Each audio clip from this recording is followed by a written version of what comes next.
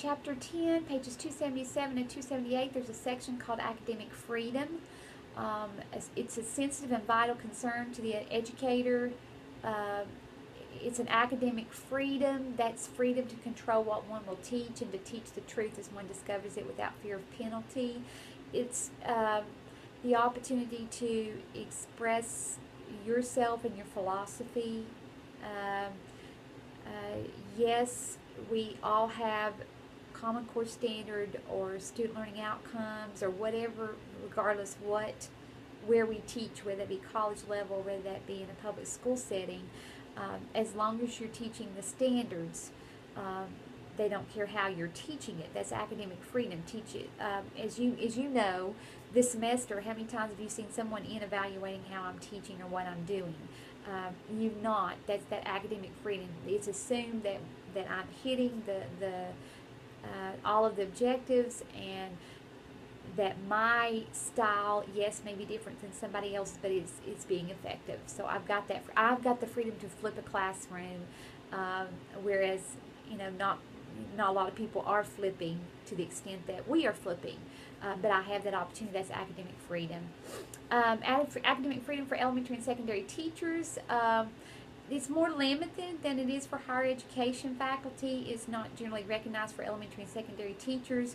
You're going to have a common core standards to follow, and probably going to have a very strict curriculum guide to help you stay on track on what you should be covering each day.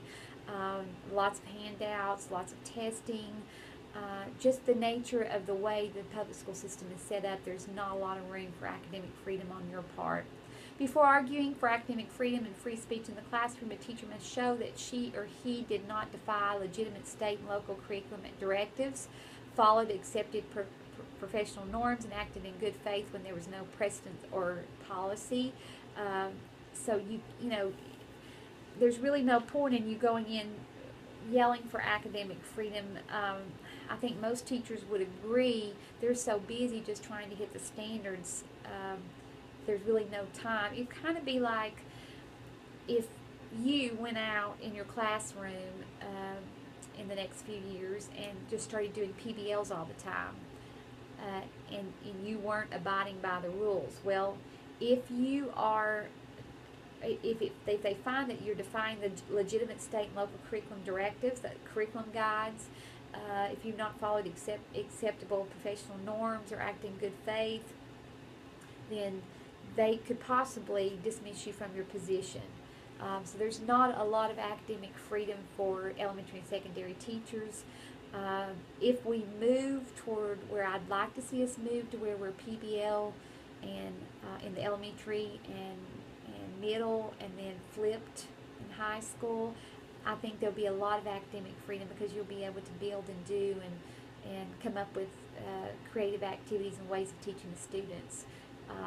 I've enjoyed my academic freedom here. I like the fact that when I chose to flip, I didn't have to ask anybody if it was okay. I went for it. Now I'm keeping documentation to prove, the results of you all coming out. Is there a difference than in years past? And most definitely there is.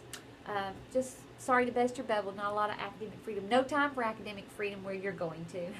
But still, you can enjoy it and insert some of your personal philosophies and do some activities that they may not be doing on the other side of the hall. You can still do those kind of things, but stay within the curriculum mapping stuff.